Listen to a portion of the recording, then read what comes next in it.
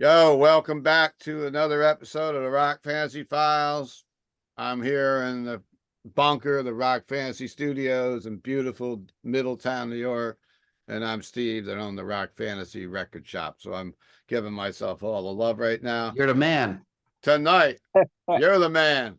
We're gonna strap into that time machine that me and John McAtee have been working on. We built this thing with Count Ralphus. We can travel back to any year we want. Tonight we're gonna go in. We're going back to 1974. Food's gonna be a lot cheaper. Gas is a lot cheaper. There's gonna be some muscle cars. Gonna be some cool chicks, and we're going to check out two classic albums from Deep Purple that are both celebrating 50th anniversaries in the year of 2024. Since we're back to reality here, we're back in the 2024. But first, it's the 8th studio album, Burn, released on February 15th. It featured then unknown lead singer David Coverdale and Glenn Hughes from the band Trapeze on bass and vocals. It was the first of the band's Mark III lineup, and the lineup also consisted, of course, of Richie Blackmore on guitar, John Lord on keyboards, and Ian Pace on drums. It was recorded in Montreux, Switzerland with the Rolling Stones Mobile Studio. It reached number 9 on the Billboard Top 200 in the U.S. Singles released from this album were Might Just Take Your Life and the title track Burn.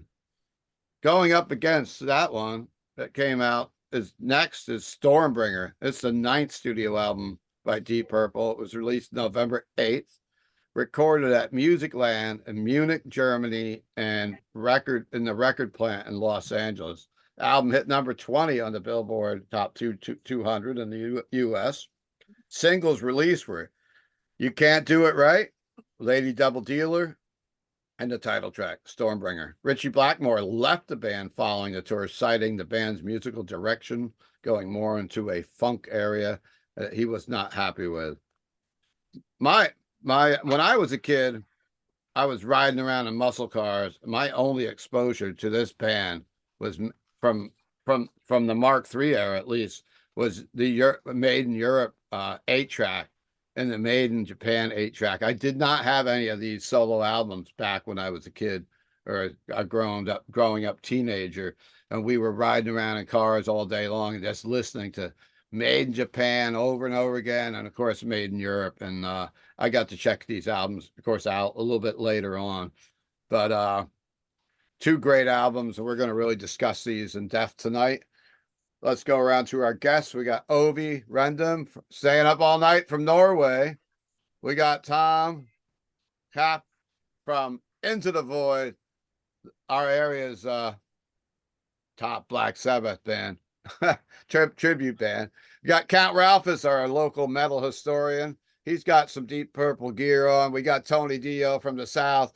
And how's Reaper doing? Is Reaper going to come out tonight? He probably won't make an appearance tonight, but he's still in the running. He's trying to win $10,000. Yeah. Reaper is. We'll see what he does, but yeah, I'll send Linda a message if she wants to bring him in. But yeah, he's still in the running, so keep those daily votes coming in. He's doing very well, and we really appreciate everybody voting for him. Reaper's trying to win the best dog in some kind of magazine or something, right? It's America's Favorite Pet contest, through, like Facebook. Yeah, I'm surprised Steve Levin doesn't get one of his cats involved in this battle. But Steve Levin is here, a longtime friend of Rock Fantasy, employee, and we got Denny Sasquatch from the Mighty Aggression, and last but certainly not least, we got John McAtee from the Mighty Incantation. So there's 8 of us tonight to talk about this, and we're going to start off in Norway. Let's hear the European point of view on these Deep Purple records, sir. We're going to talk about both at the same time? Yeah, talk about both of them at the same time, man. Give us your take on both and what you like a little bit better, what you don't like, all the good stuff. Well, Burn, I like Burn. It's a good album. It's really nice to hear David Coverdale like shine through and start singing. I haven't heard anything prior to that, so it was really good album, and But the Stormbringer for me is I like Stormbringer more because it has a more American sound. It has like because Burn is more like previous albums. Stormbringer is like something completely different. So for me, it's like a more interesting album. Um, I mean, Burn is a good album. I actually like the B side of the single the best. I can't pronounce what it's called, but I like the B sides best of the older songs. The B side of what? The B side of what single? Burn, I think. You talking about A200? No, I'm talking about what's it called? Coronarias Redig. Oh something yeah, like yeah, yeah. that. They added that as a bonus On. track on the CD. Because I Yeah. was going to say that's not on my record. No. Yeah, I Yeah, thought that it was was like a a bonus track. coronavirus. hmm Oh yes, yeah. When I I know read what you're it. talking about. I really like that song that didn't make the album because it's so cool and it's like so unique. But Hmm. that's so that's Stormbringer for me if we're gonna pick one album. So what's your favorite songs off of Stormbringer? My favorite songs there are The Gypsy, Love Mhm. Not Mean a Thing, and Hold On. Wow. Okay. Okay. I like the Glenn Hughes and David Coverdale's contributions. It's much more what you call it in the production on that album compared to the Burn album. Okay. Anything more you want to add? No, Come and Taste the Band is my favorite album, so they are going towards that direction on Stormbringer. So it's kind of natural for me to like that album best. Okay. All right. So I guess thanks for your input tonight. We got to vote for the Stormbringer. Gonna head over to Tom and see what he's got to say. He's visiting us from New Jersey, and he's the drummer of course, legendary local Northeast Black Sabbath tribute Into the Void, and looks like he's a regular on the show now. Glad to have you aboard. Thanks for having me, man. As far as these two records go, I could say one thing for sure: they're both awesome. I wanna thank Deep Purple for putting these two records out because without it, we would never have Made in Europe, which is one of my top 10 favorite live records. And like Steve was saying, I grew up listening to that album and just marveled at the musicianship. This was like a super group here with the guys that they knew they had to come back strong following up the Mark III lineup because Made in Japan is definitely in my top 3 live records of all time. But they knew they had to come back strong, and when they found Glenn Hughes on bass, it's like having 2 lead vocalists Oh in a yeah. band. I mean, I don't even know how them 2 guys got along because they were sharing the spotlight with the vocals, and Coverdale had to share some verses with him, and unbelievable. But if you take all the greatest songs off the both of these records, they're all the songs that were on Made in Europe. It's like if they put those songs on one record, it would have been like one of the greatest records of all time. But there's a couple sleepers on here. But the way that I see it is if you take all the songs on both records, none of them equal the greatness of the song Burn for me. And so that's why I would have to pick Burn, just maybe a hair ahead of Stormbringer. But there's just nothing on Stormbringer or even on the rest of the Burn record that's a song that's as great as the song Burn. It's one of their best songs out of any mark of the band that they put out. It's awesome. Just ass kicking from the get-go right to the end. And the live version is godlike, man. It's godlike. Unreal. So I'm going Burn. I'd have to agree with this. Like Made in Japan and the Made in Europe albums, because I was, exposed to them first for many years. It reminds me a little bit of Kiss Studio and Kiss Alive. in my mind that I really love the versions on Made in Europe, probably better than the studio versions. Just wanted to make that point. So we got a Great vote album. for Burn. I want to put Go my ahead. point of view on that. I mean, I think Made in Europe is a great album, but Made in Japan always seem lackluster to me. I like the studio versions of those songs better. Okay. I like live Deep Purple, and I like a lot of the footage I've heard and other live shows I've heard, but Made in Japan seems like it's not it's not the best live show I've heard of them play in that time period. And it almost seems more, I don't know, the songs almost seem more mellow to me than on the album. Like I like in rock, I like, Machine Head. I mean, Machine Head is probably my least favorite of the albums too. Not just because it's the most popular, but I just like the rawness of maybe like Fireball for me is like Yeah. like that's the one for me. And the Fireball vibe on is that one is just amazing. I think, that it almost seems like the band was firing on all cylinders. Something was better on it. Like Machine Head was more commercial sounding, but it's clean and it's not a bad album. It doesn't hold up as well. If I had to pick between, the Mach 2 line or Mach 3 lineup, that is. I forget what lineup it is. They had a lot. They kind of like us Mach had so 2 many. was what's the end Machine going? Head was Mach 2. Yeah, Mach Yeah. 2. Okay. Yeah, the Mach 2 lineup, I think Fireball would have to be my favorite from that. But anyway, enough of my babble. I just wanted to say that I don't like Made in Japan as much. Like I never listened to that. I hardly ever. I always Me listen neither. to the studio Okay. ones. I'm with more- you, man. It's you too know It's what? way tall out. overrated in my opinion. The Yeah. more you think about it, I'm going to say this on Made in Europe for the live. Not, I agree with you on the Made Japan. More that I think about it now. Yeah. Same. Yeah. I that think makes Made in sense. Europe, they got it. They had the a Made in Europe. yeah. Yeah. That's a Lady great Double live album. Dealer. Yes. You Fool No One. Yes. You know what? The Killer. Purple Album gets no respect. Who do we think we are? And I love that record. That's a great album too. It is, man. Nobody ever gives it any props, and that's that. Even the band don't like it, as far as I heard. Like, what are you talking about, man? Freaking record's awesome, man. It's like how me and John think of Never Say Die by Black Sabbath. We love it. Me too. And Into the Void came to town, promised me they're going to play 2 songs from it. And John, your singer, decided he didn't want to do them again. What we're going to do about that? Next time we'll do Never Say Die, Junior's Eyes, and Johnny Blade for you.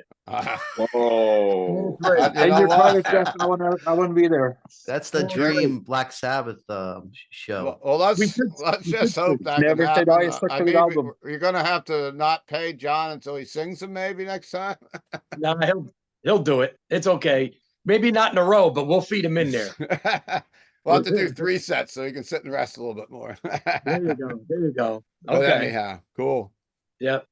All right. I think we'll travel over to our local metal historian, Count Ralphus. He's got his Deep Purple shirt on there, and let's see what you got to say.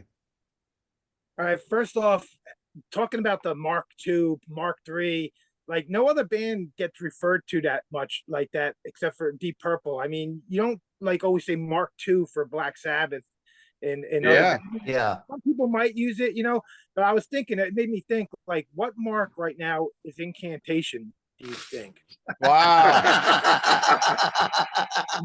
Yeah, 14. I'll give Yeah, you a I would couple say it's weeks to probably think about that. yeah. I'd have to do my homework, but it's probably in the 30s. Mark It's 30. the mark that worked. You should put that on the tour posters. Yeah.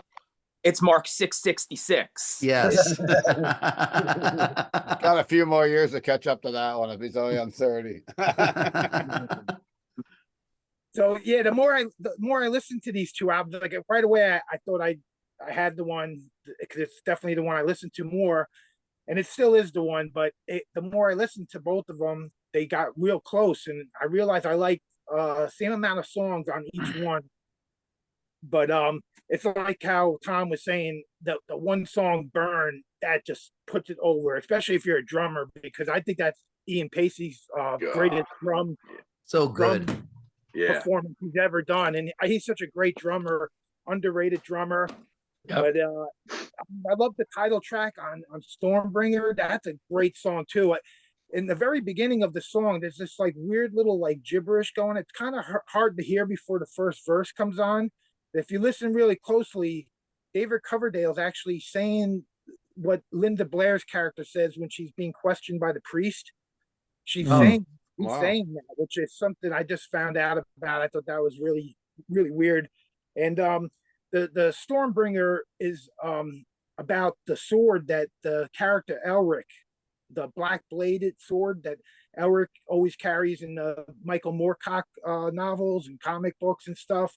It's Rithon Gaul always has them on the cover. Yeah. And later on, Michael Moorcock has also worked with like Hawkwind, and he did a lot of writing lyrics for bands, and he even helped Blue Oyster Cult on Cult Erectus. He did a song with them called Black Blade, which is about the Stormbringer, the sword. So Great song. But yeah, I love Lady Double Dealer, Highball Shooter, Gypsy's cool. The title track is great on Stormbringer, but yeah, Burn tips it with that amazing drum. But I like Lay Down, Stay Down. Yep. What's going on here? Mistreated. A200 sounds like something out of like a 70s sci-fi movie. Oh, doesn't it? So good. Doesn't it? Like Space 1999. So good. Totally. But that's Burn. I got to go Burn, baby, Burn. Cool. Nice. I can remember Ralph going to, I think you went to both. I mean, we're not talking Mark III now. We're back to the Gillen, where we saw them play at Bethel Woods. They actually, which for people that are watching around the world, Bethel Woods is a amphitheater they built at the original site of the Woodstock Festival, and they had Deep Purple come there quite a few years ago, and then they had them come. Well, who were they with the first time, Ralph? Was it with like First time, they had it was the Deep Purple Orchestra. That's right. It wasn't a band that time, but then they came back with Judas Priest. Yeah. And that's all. And then the very next year, I seen them again up at the Resorts World Hotel. You didn't go to that one. Yeah, I missed that one. They played at the casino in Monticello. Yeah. And I got a friend that works up there, and I said, let me just give him a call, see if he gets free tickets for anything. And he was like, yeah, he's like, I can get you in. He's like, just meet me up there. He goes, I'm gonna punch out right when you get up there, and I'm gonna see the show with you. Cool. I said, oh, great. So I get to the show, and I had free tickets, and then I ended up buying this at the show. The drum head signed by the whole band. Oh, that's pretty cool. Yeah. And this was only like $60, but that was money that I would have been spending on a ticket. So I was like, sure. You know? Yeah, that's great to have. Hell, that's 2 beers at the concert. Yeah. Pretty much nowadays. All righty. So let's head down to North Carolina and see Tony Dio. Well, there is just two people from North Carolina, but I never think John's from there still. Yes, because I'm originally a Jersey boy. Yeah. Yeah. I love both of these albums, and I got into this. I mean, the first thing I ever got by Deep Purple was Deepest Purple, the greatest hits album. Yeah, me too. And it had Burn and Stormbringer on it. And at the time I was listening to it, I had no clue it was a different band, other than I was going, that guy singing sounds like the guy from Whitesnake. And then I started doing a little research, and then you just can't get on the net and find. You had to go dig through magazines and stuff, Yeah. But yeah, I love both albums, and because I'm a big fan of old Whitesnake and stuff too. So big fan of Coverdale, and then I've become a great big fan of Glenn Hughes over the year. Over different stuff that he's been involved with over the years. Of course, I think I discovered him through the Seventh Star album that he did with Tony Iommi. Yeah. But yeah, starting off with Burn. I mean, the title track Burn is just one of the coolest riffs ever. I mean, it's just so in your face. It just pummels you, And great guitar solo. It kind of, Richie Blackmore wanted he wanted to play the blues. So that's why he goes out and finds a singer that sounds like Paul Rogers, basically, with David Coverdale. I think he wanted Paul Rogers, and he gets David Coverdale. And Glenn Hughes, they found him in trapeze, and he's got a more soulful. Oh yeah. He's got the R&B voice. He's Stevie Wonder. In a white English man's body, basically. Yeah. He's put these two just iconic voices together, and they blend so well. But then like they do on the Burn album, they do harken back to a little bit of the old school Deep Purple sound, and the solo in Burn, that's where you got that classical edge comes in from the early days. You got the more the classical stylings in that one. Might Just Take Your Life, another great song. It starts out with a great John Lord Hammond organ riff, and just a really cool song. Lay Down, Stay Down, that's another one. It's just a heavy driving song, and Hughes's part in there, man, it's just so soulful. I love Sail Away. That's another, that's a cool Blackmore riff, just dark churning number. That's solo on the end. Oh. Yeah, You Fool No One. That's a oddball. Just that whole funky cowbell beat that Ian Pace is doing on there. Like you said, Ian Pace is just like all over this record and stuff. And he's Blackmore, I think that influenced Blackmore when he did Rainbow. On the first Rainbow album, they did a cover of the Yardbirds' Still I'm Sad. And the drum beat that Gary Driscoll's playing is almost identical to what you have Pace doing on You Fool No One. What's going on here? That's just that's a heavy kind of just typical Deep Purple track. I mean, I could hear Ian Gillan singing that one. That kind of throws back to the Mark II lineup for sure. It may have been a leftover track. Who knows? Mistreated, probably one of the best heavy blues songs ever. I mean, it's just, it's just amazing track, and another just monster riff from Blackmore. I mean, it kicks in with that, it's just so cool. And like you said, that last song, it does sound like something out of a space age movie, Agent 100. That is pretty interesting as well. Then moving on to Stormbringer, they really start moving to that rhythm and blues rock on that one. Almost you can see where they're going with Come Taste the Band. And it just was Richie Blackmore. There's songs that Richie Blackmore didn't actually contribute to on this album that you can tell could have ended up on Come Taste the Band, which was a whole lot more soulful and funky. Definitely more an R&B record. Stormbringer though is a killer opening track. I mean that's your metallic edge for the album there. It's just a great track, and Love Don't Mean a Thing. That's just a good straightforward blues rocker. Holy Man. Now I've come to love this song. That's one of Glenn Hughes's just best vocal performances. Wow, great track, melodic track. I used when I was collecting bootleg videos years ago, and I had this guy sent me a tape of all this Glenn Hughes stuff. From Glenn Hughes was huge in Japan in the during the early 90s, and when he started coming back, and that's where he broke big and is making all his money at, I guess. But they had a TV show that was actually like a game show in Japan that was based on Deep Purple, and because that band was so huge there, and they had this show, it was about Deep Purple, and they had like a father and son team and a mother and daughter team, and they're answering questions about Deep Purple. Now, this is all in Japanese, so I'm trying to figure out what they're saying, but they put stuff up on the screen, like, you had to guess which, they show a section of the album cover and stuff. It was really cool. Well, Glenn Hughes makes an appearance, and he comes out and he sings Holy Man on the show. You may can find it on YouTube, but it was really neat to see. I had another one where he was on another Japanese show, and he plays with this band from Japan called Korchans, I think is the name, or what is it? Sekima or something, kind of Japanese metal band. They wear the kabuki makeup, and they're doing Burn with him. And with the house band, and the house band's like a David Letterman band or something, and they're just killing on this song, man. That is on YouTube if you can find it. It's amazing. But back to the album, Hold On. Now, Hold On is really something that sounds like it would have been going into the next phase of Come Taste the Band. That one, you know, Richie Blackmore made a comment when he left and said he just felt the band was making shoe shine music, and that's exactly what you would compare this song to. It's definitely riverboat jazz type music. It does have a cool guitar solo from Richie though, and from John Lord on that one.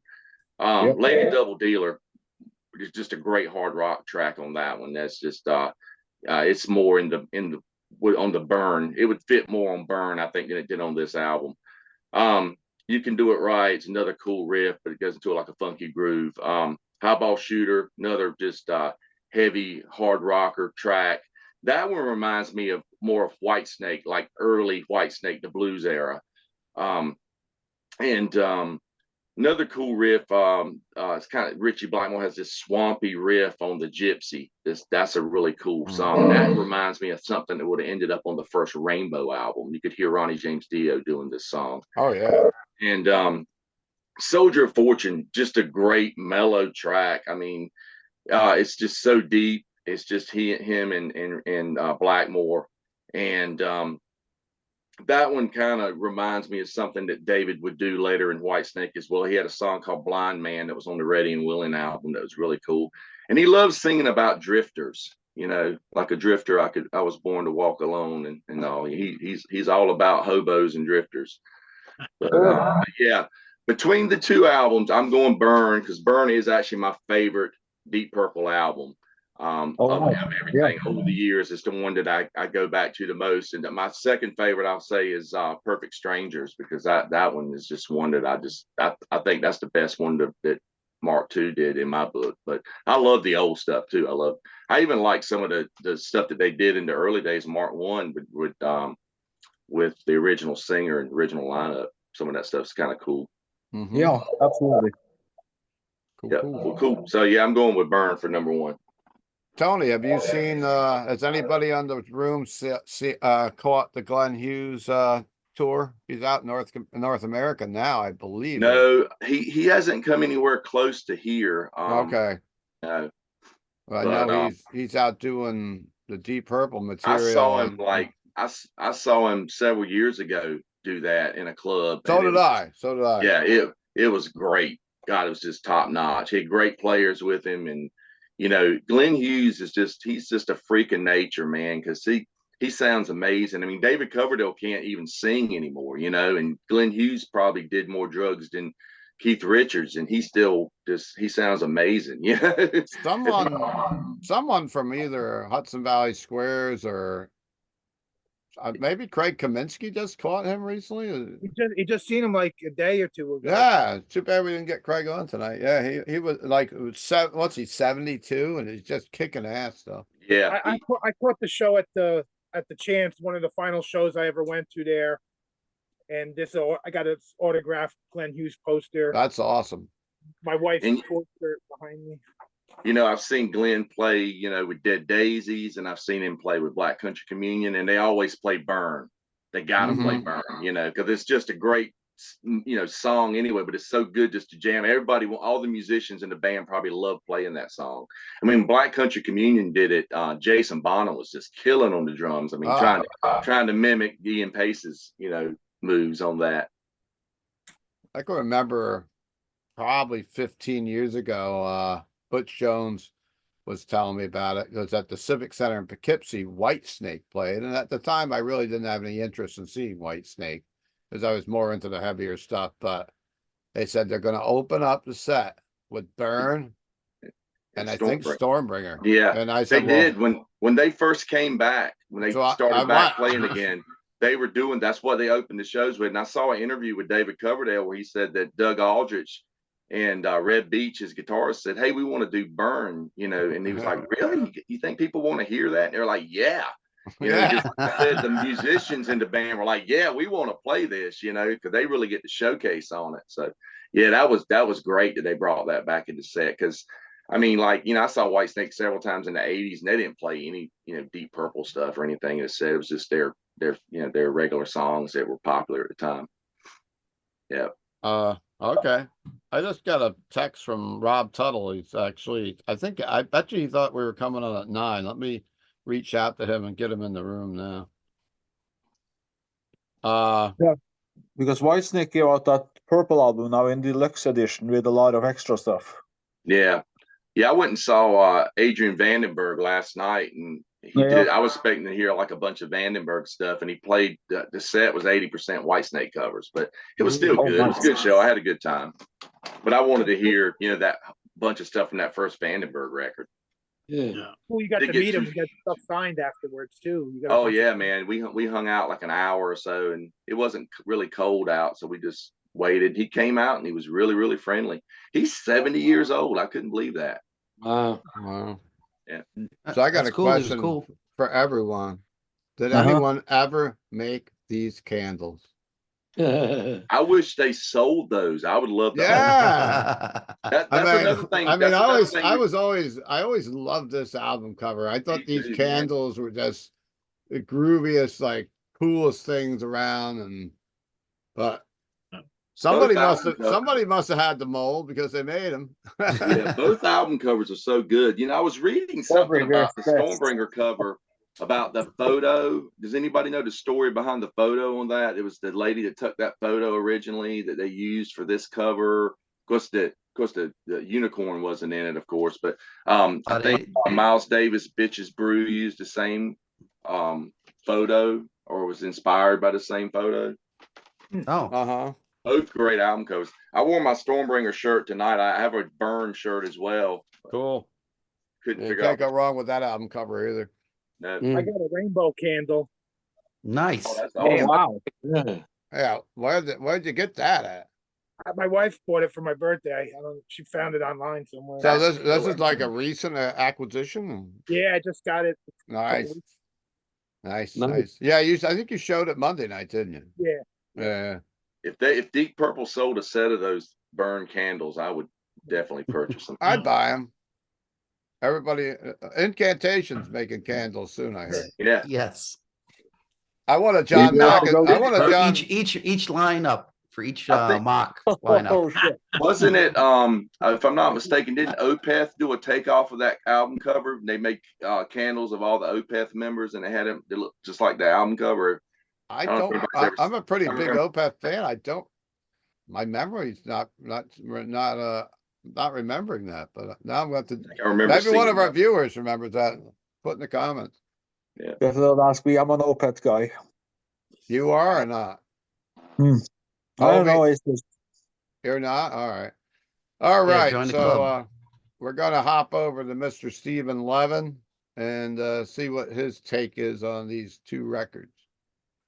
Well, it's really tough for me now because I'm obsessing over these incantation candles. I'm thinking that I want this You don't have enough room in your house for him. Craig Pill, and I'm really definitely want a Chuck Sherwood as well, please. So if you could do that thing, but so going back to the albums, yeah, Deep Purple for me, my first exposure to them was through FM radio, and this was a band that my parents did not have in their record collection, so I wasn't really privy to much more than what I had heard on the radio prior to me moving to New York, which was in the end of 1980. And then I met a local kid, my buddy Steve Becker, and he had a bunch of the Deep Purple 8-tracks. So he would come over to my house and we would listen to these, and me and him both played guitars, and I had been playing a little bit longer than him, so I would show him a few things, and we'd listen to these albums, and he'd actually leave the 8-tracks with me, and I'd actually record them over to cassette so I could listen to them more easily. I had one of those old Sears combos where it had like the record player on top, and you had the FM radio tuner, and it had the 8-track tape, so it was the top end, I guess, for like 1975 or whatever. But for 1980, 81, it was kind of getting old. Yep, there it is. So Wow. Deepest Purple on 8-track. yeah, that's one I listened to probably the most, honestly, But so that was my first exposure, and it was at a time when it was probably a little bit too late to get into it. I was always looking for more heavy stuff and the newer stuff, whatever. And it was really right around the time, just predated the new wave of British heavy metal was really starting to come into play.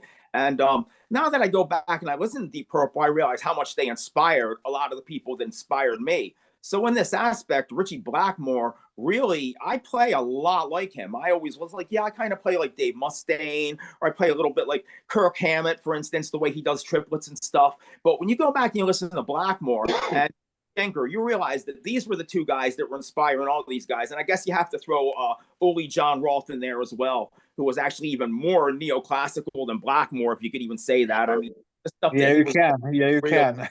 really, I mean, it was just a little bit different level. Blackmore definitely had a little bit more blues influence, and I suppose that's where I get it from, the way that he'll actually repeat a triplet 4 to 8 times, or bend a note through 8 measures and just go with the feel. His repeat and repeating the notes over and over, it gives you that feeling. It really drills the leads into your head. So yeah, I would, in retrospect, I'd have to say that Blackmore was a huge influence on my playing, because I do realize that that's kind of what I aim for, the way that he plays. It's somewhat technical, but it's not so technical that you don't know what's going on. It's, quite beautiful when it comes right down to it.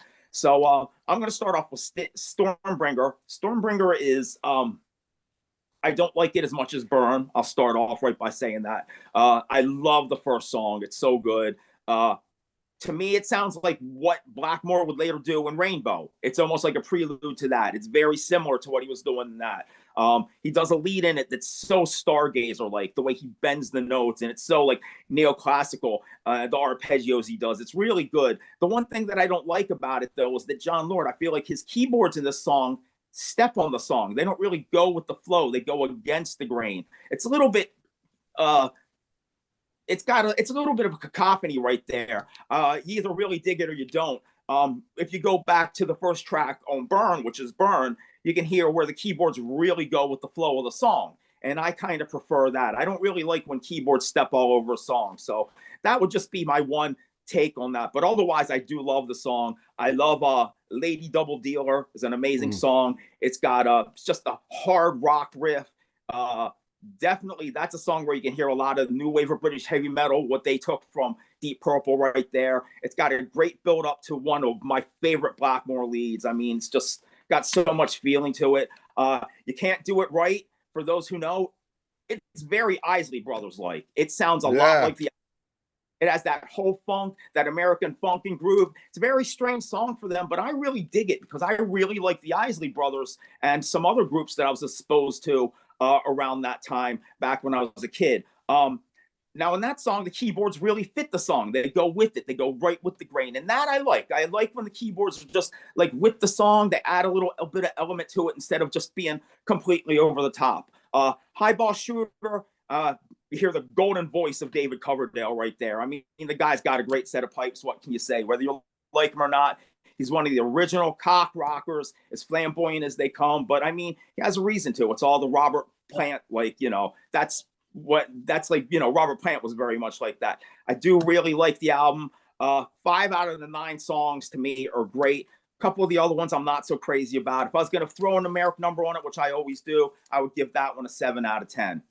Now going over to Burn. Burn is just a monster.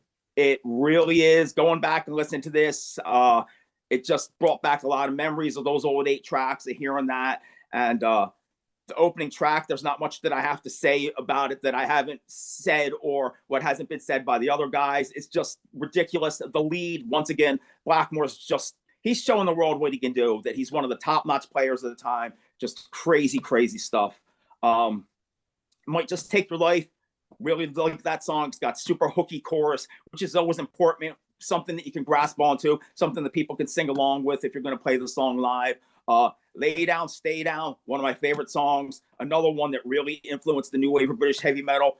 Great drums, insane lead. His phrasing on that is just nuts. Once again, he's doing a lot of the 4, he's doing a triplet and he's repeating it 4 times so you can really dig in and grasp what's going on. Works with the rhythm of the song all the time. Sail Away has a great atmosphere to it. I love that song. I mean, this album was super duper heavy for 1974. When you go back to that time, I mean, I was only 9 years old. So, I can't really speak, but looking in retrospect and saying like, man, what was around in 74 that was this heavy? And this was the European heavy. This was not the American style of heavy. You know, it's just great stuff. You Fool No One, absolute fave of mine. Solo breakdown with the leads and the drums mixing. It's got that Santana-like vibe to it, which I really dig. The solo coming back out of the verse, and then it's just amazing. You get a great second lead. It's great songwriting. And what's already been said, A200, it's an absolute just showcase of musicianship. It's just a great song. I dig it from just from start to finish. I would give this album a 9 out of 10. As far as hard rock goes, you don't get much better. And yeah, I would have to say Burn for the Win on this one for me.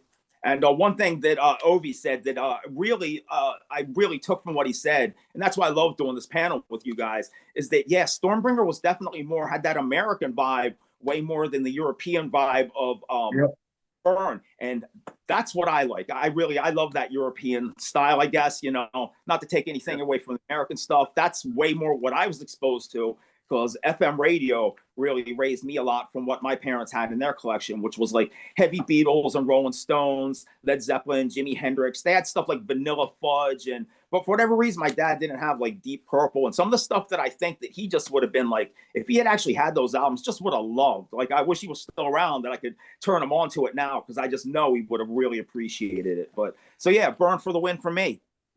Cool. I guess we're gonna head up to the Northwest Territories and look for the Sasquatch monster. It's a sighting. There's a sighting. It's a sighting of Sasquatch. Oh yes, I was up in the woods all day today. I wonder what kind of stories you have about Deep Purple. Are they?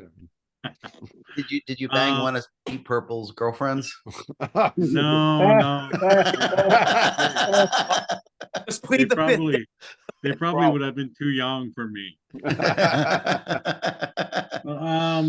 I think that, I don't know how it happens, and I'm listening to you guys talk, but I don't know, like, how through the years, like, Richie Blackmore's contribution to rock was not as praised as Mr. Iommi and Mr. Page, because if you listen to, like, so two things. If you listen to In Rock from 1970, it's way fucking heavier than anything Led Zeppelin or Black Sabbath would have done at that time. Like, In Rock is the heaviest record done by whatever it was released in 1970. It's so heavy.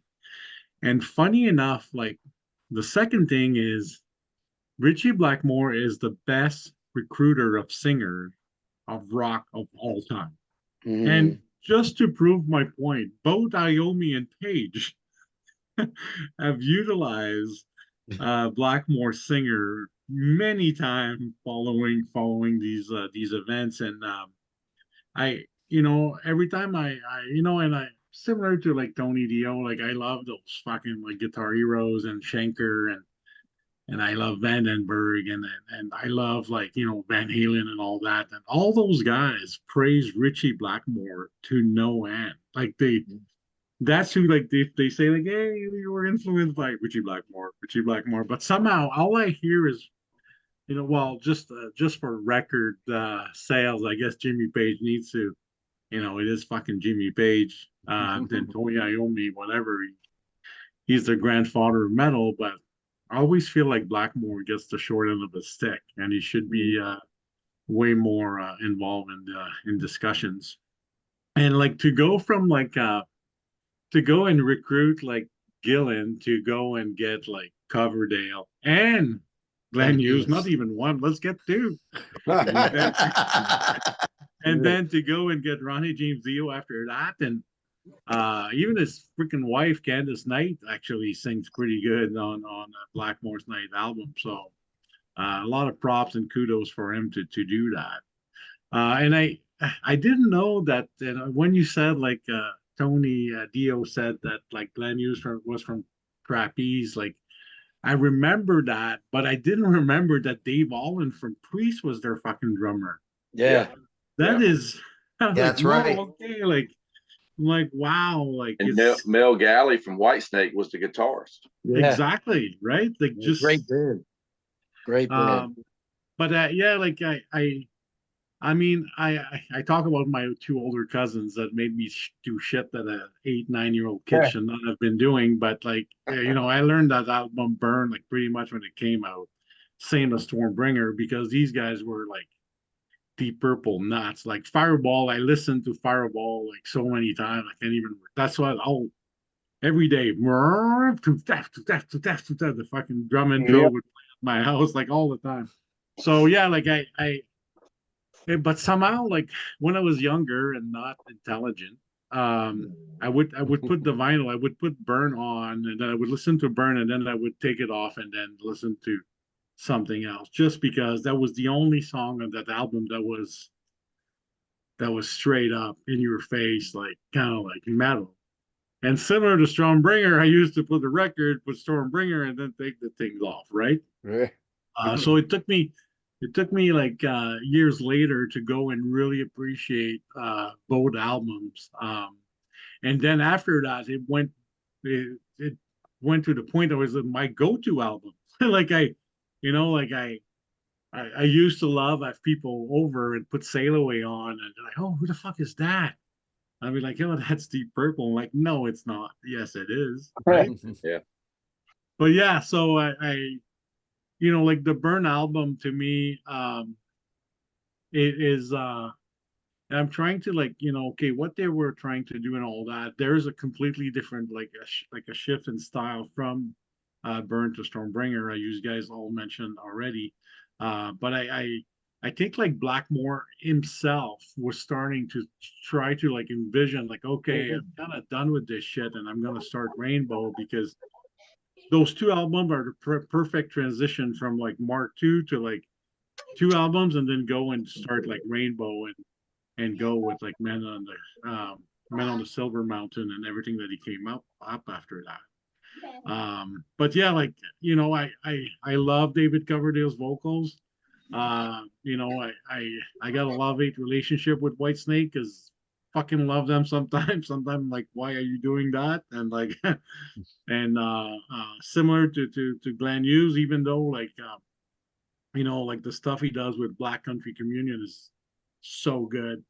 Even like he made Dead Daisies better by being in that band, and whatever he does. So that, imagine the talent sitting at the table when they're like trying to write music as five dudes. Must have been, well, it's magical, right? And it's really like there's no limitation on what genre they want to play. Like it does sound like there's fuck. I heard like what Eiley Brothers, like they Oh really yeah. like they went like, just fucking play what we want. If people like it, like it. If they don't, well, too bad, right? But it's Burn. I like Burn over Stormbringer, but Stormbringer is definitely not like a bad album. A lot of things and good transition to the other, like Come Taste the Band and Udu, like like it's all albums. Like to me, I can go and listen to anything in there and find satisfaction aside like like John mentioned, like sometimes like Machine Head, like okay, Smoke on the Water, do I want to listen to that? And I like listen to it so many times, Lazy and all that. But um these two albums are definitely great albums. But I will pick Burn over Stormbringer. Favorite song, Burn. Like, I mean, I play it. I've learned it a long time ago. Every time I want to go and show off, I'll play fucking like Deep Purple Burn. Um, I love Sail Away. I love You Fool No One. I like A200, so fucked up. I like that. Mistreated, great, transition almost like to what David Coverdale wanted to do with Whitesnake as well. And then on Stormbringer title track, I like Holy Man as well. I love Soldier of Fortune. It's a song that's been redone and over and over and over. I think even like Blackmore's Night do a cover of that song. They do, yeah. Mm-hmm. Yeah, so like yeah, it's there's a lot of good music in there, and you can't go wrong with these five guys. Like even if it would be their worst record ever, I would still find something I would like about it. So But I'll go today. I'll vote Burn over Stormbringer. Cool. Nice. Cool. We're going to head down to North Carolina again and talk to Mr. John McAtee. And then I'm going to come on and see if Robert Tuttle shows up from Lady Evil. It looked like he logged in, but I do not see him. Can you hear us, Rob? He's muted as well. Yeah, he's Yeah. muted, so I wouldn't be able to hear him if he says He yes. He needs to hit the button. I can't even see a screen. I don't know if you guys can. Yeah, I can see his screen too. Yeah. Okay. All right. Well, anyhow, John, go ahead. Maybe he'll figure it out. Okay. Well, yeah, most of the stuff that I was thinking or saying was kind of said already, especially between Denny and Steve. I mean, when I first heard I first heard the stuff like Tony said on the very best of Deep Purple. I got that tape like in the bargain bin somewhere, and I used to listen to it a lot, and it was interesting because I liked parts of Deep Purple, but at that time I was like super anti keyboards and stuff. So I was just like, it's overloaded with keyboards. But then I kind of realized like some of the heaviness is in the keyboards. And once it all came together, I really started to enjoy Deep Purple a lot. And what was it for? Those songs, it had the two songs I had Burn and Stormbringer on there. And I thought they were cool, but I was also a little bit uncomfortable with the vocals a little bit because the other songs had Ian Gillan, which was a little more of a a little more of an attack to it or something to me at that time, at least. I mean, I was like, I don't know, 13 years older or something like that, and I just thought it was too like a little bit too radio friendly or like too easygoing or something like that. And my friend ended up buying the Burn album. And of course, the song Burn, I really learned to like, but kind of like what Denny said, I'd listen to that and then kind of turn off the album. That's all like the only song I really needed at that time. The other stuff, it was just too musical. It was too, it was almost like too well played. Like it wasn't like, I want to just hear like, the hard, heavy rock and stuff. I didn't want to hear like this melody stuff and this other stuff at that time. I just thought it was too wimpy. But it's just one of those. Both of the albums, Stormbringer and Burn, were albums that just like one day they just click in your brain and it just all makes sense. And you listen to it, you're just like, holy fuck, this is like these albums are pretty much genius. But it took a while to get to that point, to be honest with you. Like, I mean, for years, I pretty much just would listen to the song Burn off of Burn and Stormbringer. I was just like, the title tracks, that's all I needed or something. But, I mean, Stormbringer is, I'll go with that one first. It's a great album. It's definitely a more, like bluesy. It almost, with Glenn Hughes, it does give it that Motown feeling to it a little bit. Yeah, which is like, I like it a lot now, but it did take a while to get used to that, because I wasn't really raised in that stuff. I was raised on Kiss and Queen and, Black Sabbath. I was getting into a lot then. And like, I didn't want to hear, I was like anything like, too radio friendly or too, too Motown or something like that, too funky. It was like, I don't want to hear funk, I want to hear hard driving stuff. I mean, that was just my mindset at the time. But now, really for years now, I've listened to Stormbringer and it's an amazing album, pretty much from front to back. The vibe to it's great. It's almost, I hate to say it, but you almost have to be like mature enough to enjoy it or something. I wasn't mature enough at the time to really understand it. But I like Burn overall better as an album. I think that's more to me. I feel like Richie Blackmore is more a part of that album, and I'm such a huge Richie Blackmore fan, and I could tell or hear some of the beginnings of what he would do in Rainbow on Burn more than I do on Stormbringer. So to me, it was like at certain times with Stormbringer, like we kind of brought up, he seemed like he was almost checked out a little bit, or just kind of, adding to the songs, being professional, doing his parts, but maybe as a guitar album, Stormbringer, I don't think is overall is good. I mean, of course, it's always going to be great because you have one of the best guitar players, I think, in rock. I agree with, it was Denny that said that, Richie Blackmore is way underrated for heavy guitar playing. I mean, for me, it's, Tony Iommi and Richie Blackmore are my two favorites, hands down. I mean, I love other guitar players, but those two are to me,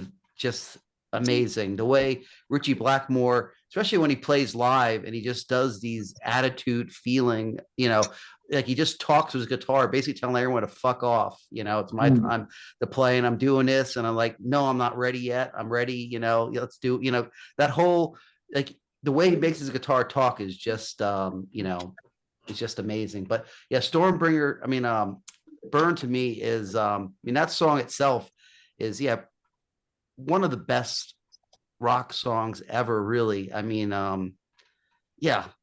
it's one of the best Deep Purple songs and one of the best rock songs, even though it's my favorite, Mach 3 lineup album of them, but I guess there's only 2. So I guess that's pretty easy, but it's definitely up there as far as, one of my favorite Deep Purple albums now at this point. If you would have asked me like in, I don't know, in the 80s or 90s or something, I probably would have said, this album was pretty lame or not cool or whatever. But like I said, once I really got into understood the vibe and stuff, but I also thought the same thing of like the first Rainbow album. When I first heard it, I was just like, it's just not quite heavy enough, that album. And I listen back to it now and it's like, it's so good. It's so good. It's unbelievably, it's like so amazing. But once you like put aside your kind of like your heavy metal biases of growing up, you really get to embrace, I think, a lot of Richie Blackmore. Because I mean, of course, it's great to have his hard and heavy and his smashing on guitars and that really aggressive attack, but just his feeling and the phrasing and the softness of it is just amazing too. So, but anyway, bottom line is I'm going with Burn. To me, it's it's a masterpiece of an album, and if you don't like it, you're probably a poser. And if you don't like it, you'll probably like it in 10 years. Okay, yeah, for sure.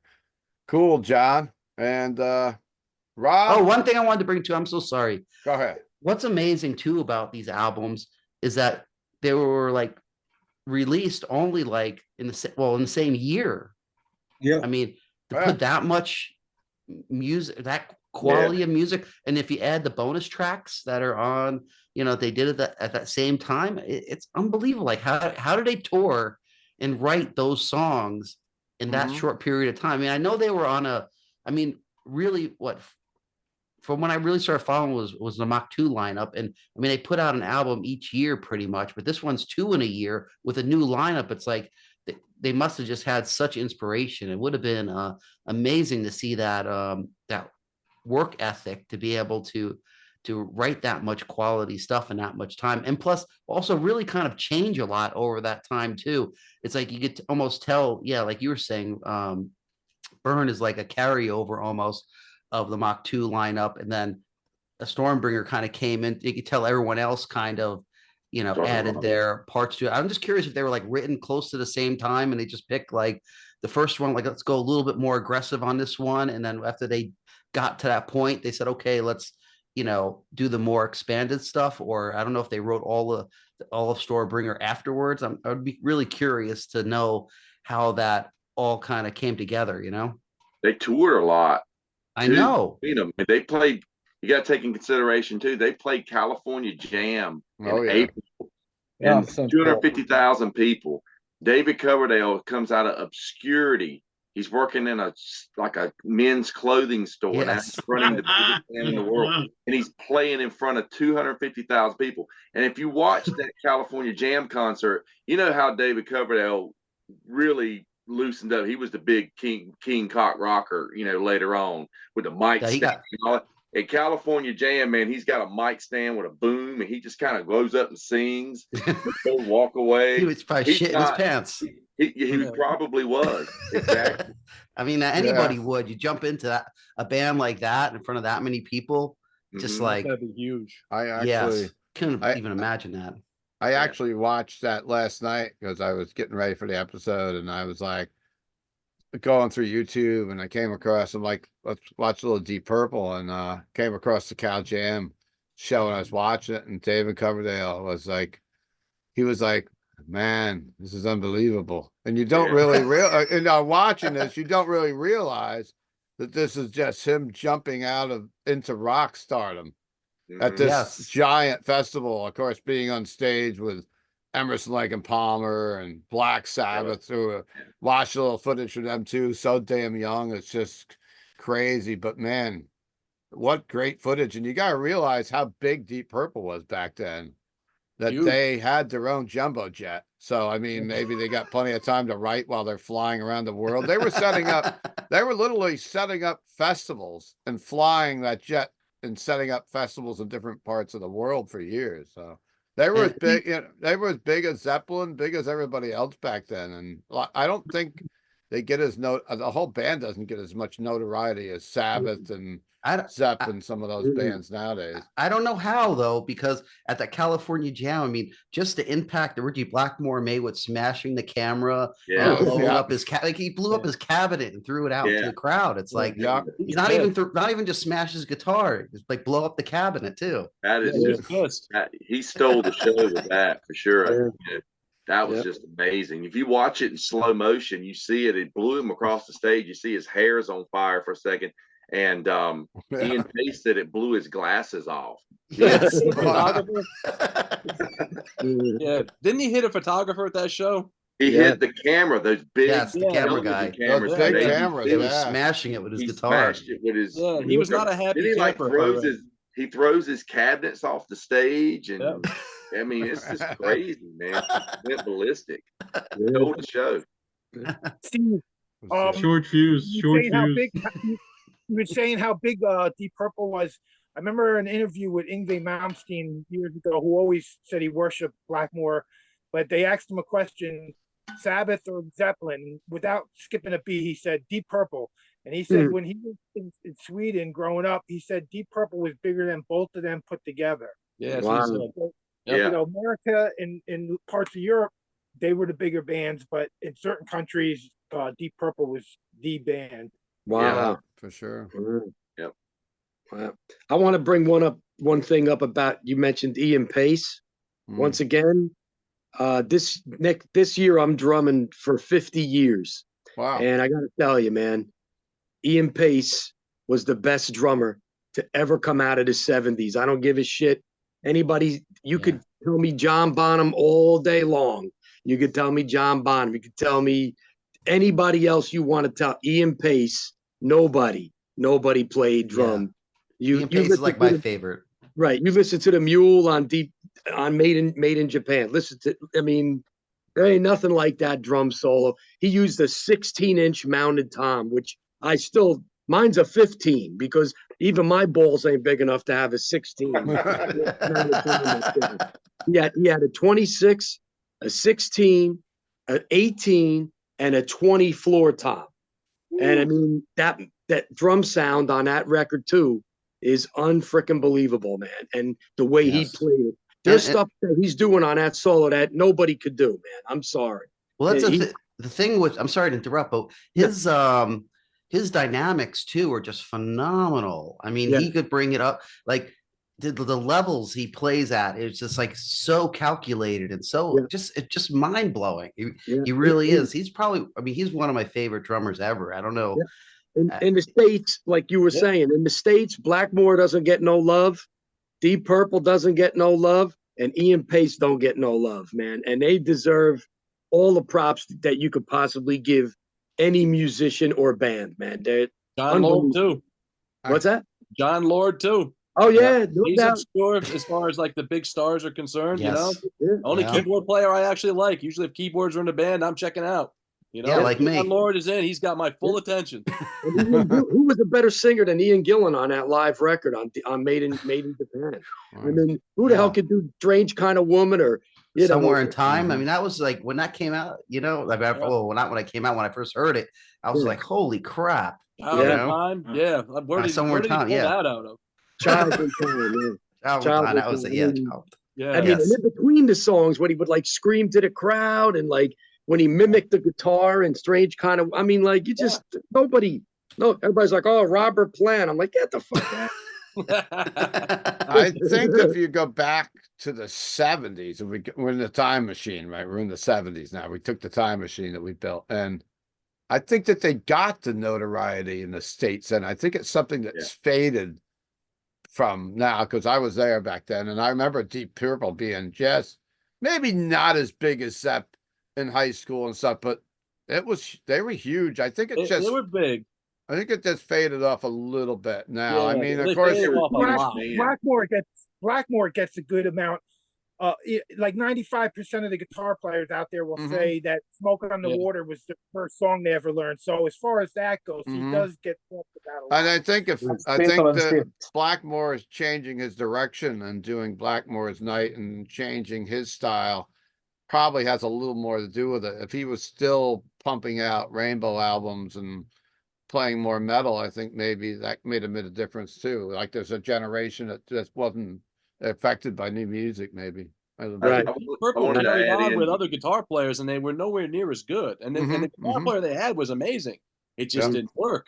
Right. It wasn't as I good. wanted to add in about Deep Purple. I don't think they had as many chart-topping albums over here in the U.S. during the 70s.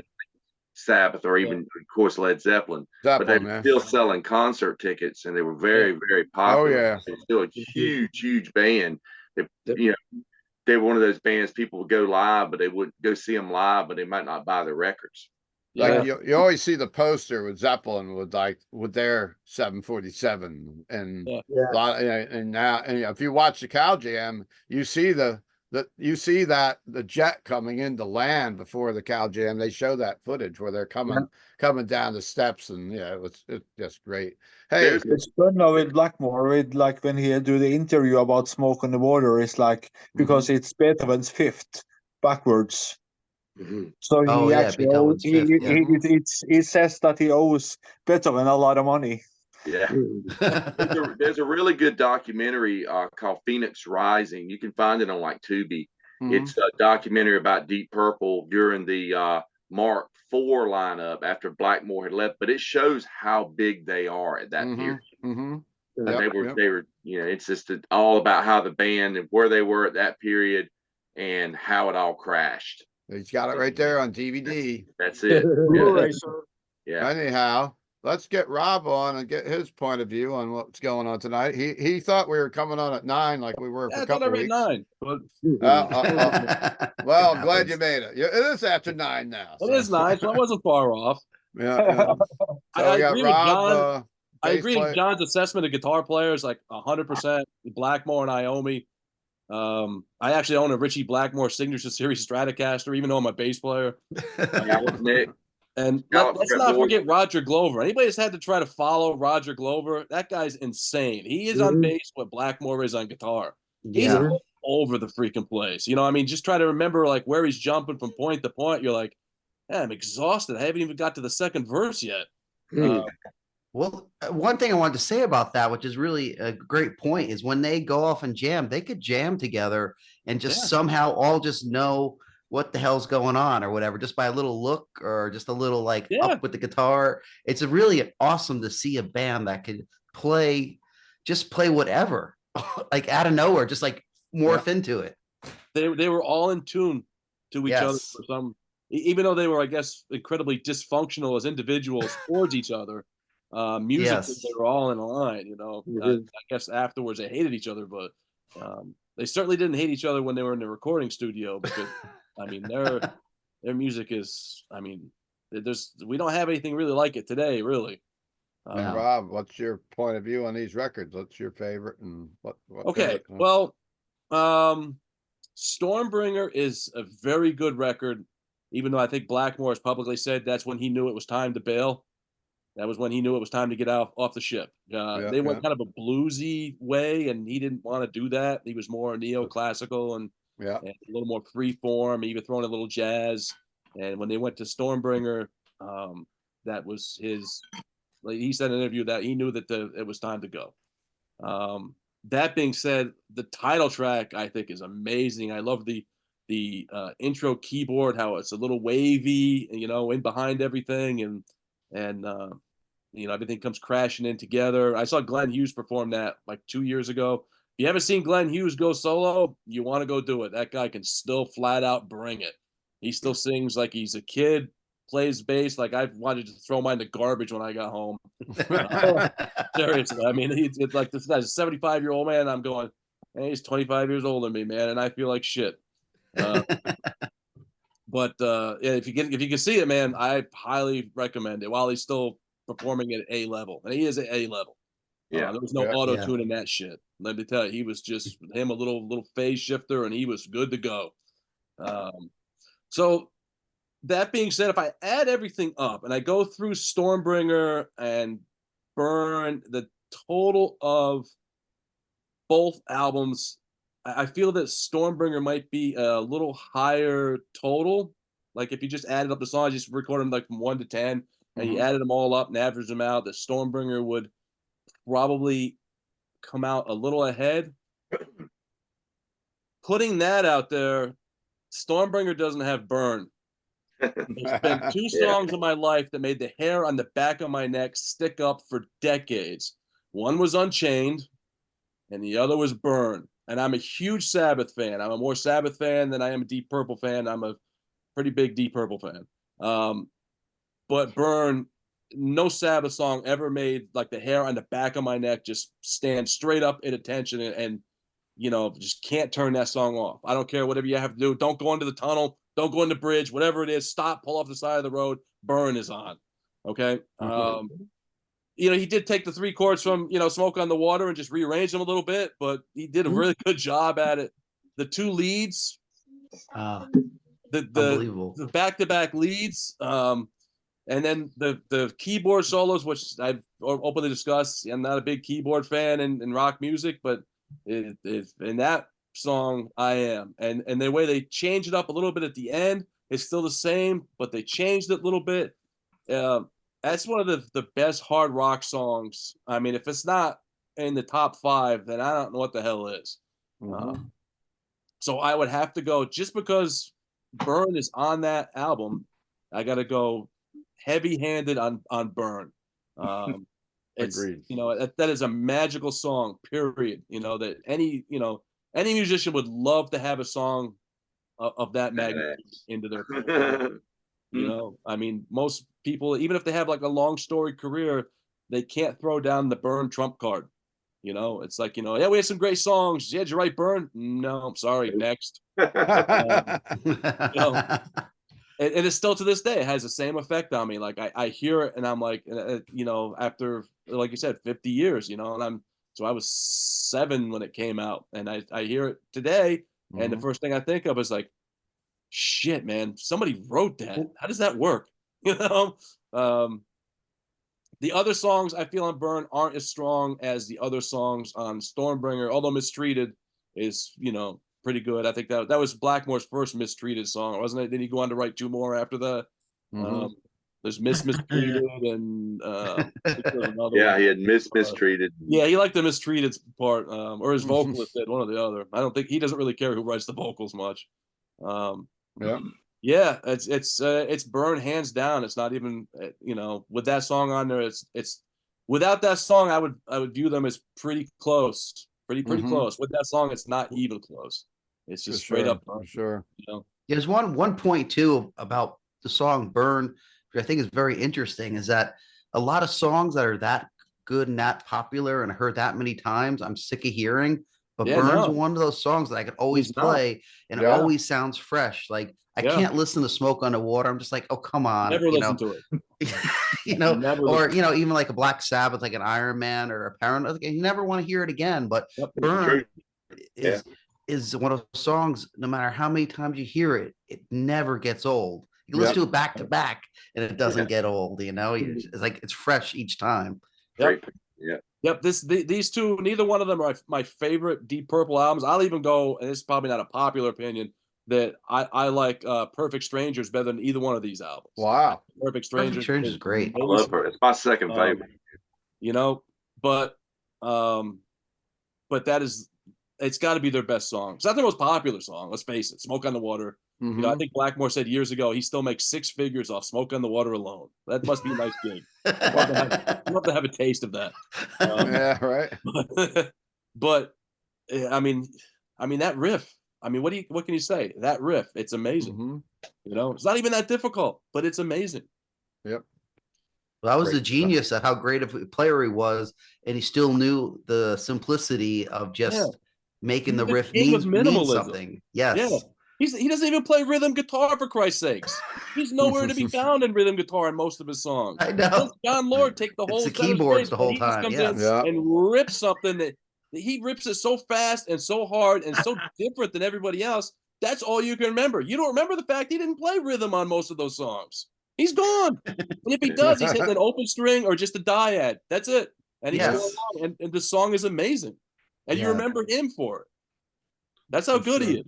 It is really interesting trying to learn Richie Blackmore's stuff, because you're just like, he's playing that there? Like, oh, that he's just hitting these couple notes here. You know, it's not you're realizing everything is the keyboards, you know, making all that kind of distorted fill-in sound, you know. It's really interesting tactic.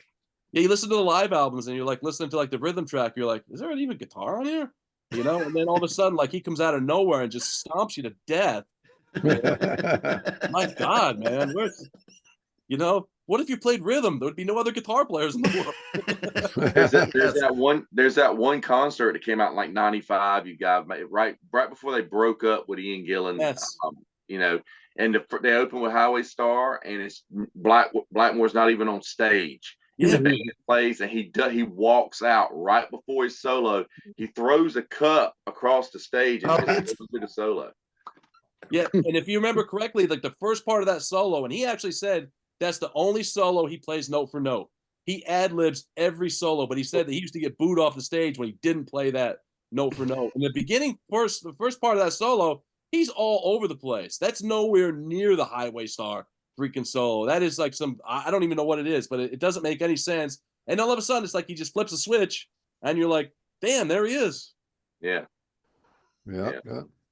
Cool. Tony, here's that documentary you were talking about, Phoenix Rising. Phoenix Rising, it's great. Yeah. So tonight's episode, I think, has been really good. And Rob, I'm glad you made it, because me too. Gave a little insight to the show, of course, and I'd love to have you on. And Byrne has been winning this one in a landslide tonight.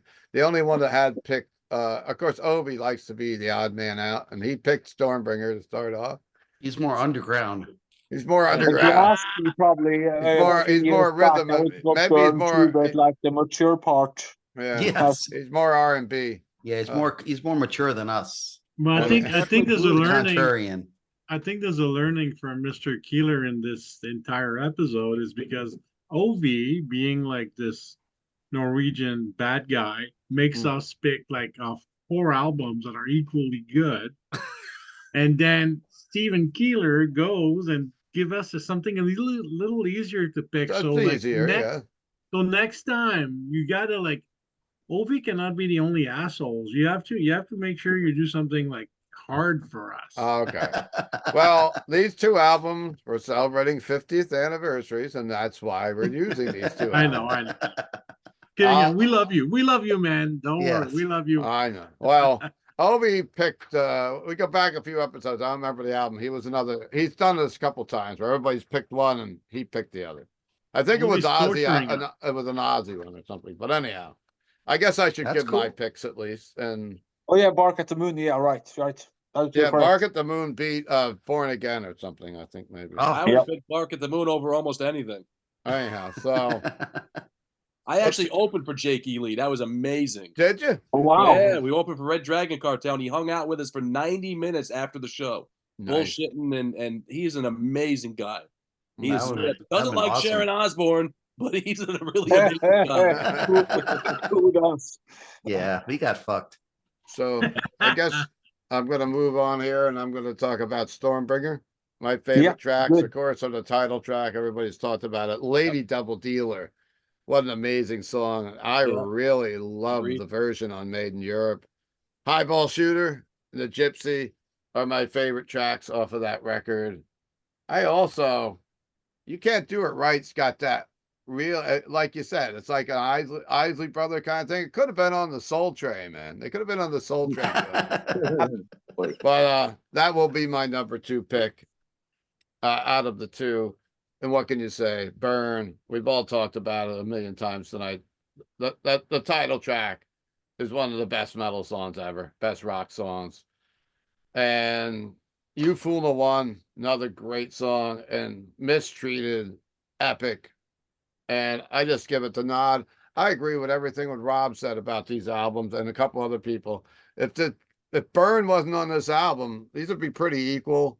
But Mistreated also pushes it past. But Lady Double Dealer on the other side, and it's just they're two great records. It was great going back and revisiting these for a week or two, which I've been doing, and just getting like tying back in. It's great to go back and listen to something that you hadn't listened to maybe in whole in years. You've heard all these tracks before and some, but not the deep tracks, and it's great to sit down and listen to them. Loose.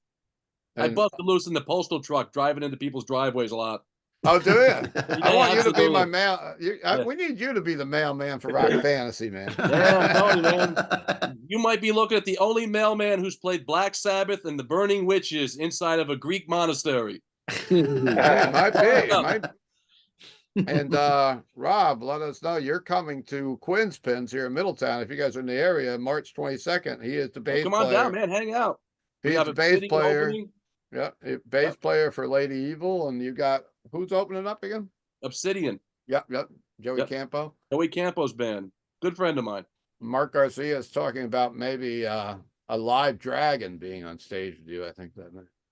I'm not gonna let the dragon out of the bag, but we do have something in the line of dragon. So, but Lady Evil is a female-fronted band that does Sabbath Dio. Yep, Dio material. So it should be a fun night. That's Friday, March 22nd coming up. Yep. So as we wrap this up, Burn destroyed everybody tonight. Sasquatch said I didn't make it hard enough, but we got to talk about 2 great albums tonight. And we did. I've done hard ones before that you didn't like. Sometimes you need cheesecake. Sometimes you just need cheesecake, That is true. And and really with both these albums, you can't lose. No, absolutely not. John McAtee, you just booked a U.S. tour. You want to talk a little bit about that while we're on the film here? Okay. Yeah. Well, we were scheduled to do. Well, we are still scheduled to do the Milwaukee Metal Fest on a Friday, so we decided to book some shows around it. Hit a couple places that we hit last time, a couple places we didn't hit last time on the tour with Suffocation. So, I figured it was a good time to kind of get a few other gigs in there. And I don't know for sure, but they might be the last gigs in the States we'll do until the end of the year. It looks like, so if you're in the East Coast or Midwest, try to make it out. And we're doing it with Ringworm, which is a great brutal hardcore band, and Ascended Dead, which is our touring drummer Charlie's band, which is really great, kind of pissed off, chaotic death metal. And it'll be a blast. It'll be a good time. And we're also getting ready to leave for that Decapitated tour in Europe with Nervosa. And what else? We're also doing we're doing a UK tour after that. We're headlining, which will be a lot of fun. And we're just pretty busy as fuck this year with stuff. We're also in the summertime, we're doing a bunch of festivals. We're really psyched to be our first time playing Bakken Festival, which I'm really excited about. And there's a bunch of other great festivals there. And we're doing some shows also with that death band, the Left to Die. The Leprosy Scream Bloody Gore band. We have some shows with them at the end of August too. So we have a busy as hell year, and it'll be a blast. I love playing music, so I can't complain. That's what happens when you give out the death metal album of the year. You're too kind, but thank you. And Pete Pardo was going to make this episode tonight, make a small note. He had some kind of a emergency or something happen that he had to take care of, but he also voted for Byrne. Tom, Into the Void, you got any dates with your Sabbath tribute coming up soon? Yeah, we have a place here in Jersey we're playing in 2 weeks called the Green Knoll Grill in Bridgewater. We have a place in Philadelphia called Sweeney's that we play. I'll give you that date right now, and we're definitely getting back into Middletown. Me and Steve are working that date because I think our last show there was our best one. Wow, it was killer. Pound's house. People were eating it up. We're definitely coming back with a vengeance after that one. So yeah, March 9th, Green Knoll Grill, New Jersey, Bridgewater. Saturday, April 6th, Sweeney's in Philadelphia. Cool. And we're doing a benefit in April for brain injured children for the Elks Club down in the Old Bridge, New Jersey Elks Lodge. Nice. And that's home of the Metal Militia down there. Very good. And we do this every year, raises money for little kids with brain injuries. So that's April 13th. It's a daytime outdoor thing. It's cool. It's really cool. And then, we just come back around all the same gigs and keep on going, man. Can we expect to see some Never Say Die songs? Yeah, man. Like I said, in the repertoire now, we got definitely the first three. We got Johnny Blade, Never Say Die, and Junior's Eyes. So that'd be a trip. I'll make sure they're on the list. The next they better be, or I'm not having you back. Also, I want to make a note. We had a viewer that watches Sea of Tranquility and watches Rock Fantasy Files, and he is from Southampton, England. His name is Howard Jones. No, he's not the singer from Killswitch Engage, but he stopped in the store on Saturday afternoon, and of course the power was out in the store, so he didn't get the full experience of the Rock Fantasy. But he came by, he bought a shirt, and I wanted to give him a shout out and thanks for watching the show, and thanks for making Rock Fantasy part of your vacation or holiday here in the States. So one thing too, I want to do a quick shout out is that I get a lot of people when I'm on tour telling me to check out the Rock Fantasy Files and stuff on the road. Oh, cool. So it's really great to see that, some, people, from all over the US, even in Europe and stuff, especially all over the US that are checking out the show, which is super cool. It's always nice. I always like to hear from people that, like the show. Even if you think I suck on the show, it's still great to know that you're checking out the show. John, are you playing anywhere near Steve and I? No, I don't think so. He will be in Brooklyn. That's the closest. Yeah, it's probably Brooklyn. That's not too bad. We take the Rock Fantasy Party bus down to Brooklyn. Maybe we will. We're gonna have to go see him. I didn't catch him on the Suffocation tour, so he's upset with me. So yes. So I'm not, I'm not expecting to see Steve anymore. Since doing the Rock Fantasy File, I think he's just been too cool, to hang out with us. No, I'm too broken. I'm just working at the store all the time. He's getting traumatized at work. At times, but hey, I'm very busy with doing that too. So having all these bands coming through, and man, I'm getting old. But it's great to have this show, and it's a lot of fun. And anybody else want to add anything to this? I think this is very important. Slayer are back together. They're out of money. But what was it I saw earlier today where Kerry King says he knows nothing about this? Nobody I saw that too, but I also, in all the press releases, it said that Kerry King is in the lineup. I was just wondering if the Kerry King statement may have been just falsified, like someone. It could be fake news, but maybe I guess we'll find out more on this. Yeah. But people maybe get it's April Fool's joke they're coming back. It sounds to me like they're just going to do some festival dates. Yeah, they're doing festivals. His wife cashed a check. Kerry King's wife cashed a check, but she didn't put on his calendar yet that he was playing Slayer. And I got some good friends of mine going to. I'm not going to make the show because I'm working tomorrow. But Pantera is at Madison Square Garden with Lamb of God. I'm not making that, but I see that Kerry King is going out on the road to open up for Lamb of God and Mastodon tour. Yeah, that's announced. And now, hey, it's good that Slayer's back. I miss seeing Slayer. As always, I'll go see him if they come around again. It's always a fun time to go I see heard them on Taylor stage. Swift is opening. Maybe she's the new guitarist. Maybe the dude Slayer, from the Kansas City Chiefs. Who knows? But Slayer, Deep Purple, and it was a great episode. We'll see you here next week, and I'll be back next week. I hope so. I'll pick something out and I'll We hope so, rally the too. troops. I think John McAtee will be back for one more week before he goes out and does his real job. Cool. He has Thank an you, guys. iPhone, doesn't he? What's that? He has an iPhone, doesn't he? He can log in. Yeah, on stage. Yeah. Yeah, if you Put it on the drum line. if you do come on stage, make sure that Preeka does the episode too. I miss her. Yes. Okay. Yeah. I'll try to get Preeka to do one with me while I'm there if you can. All right.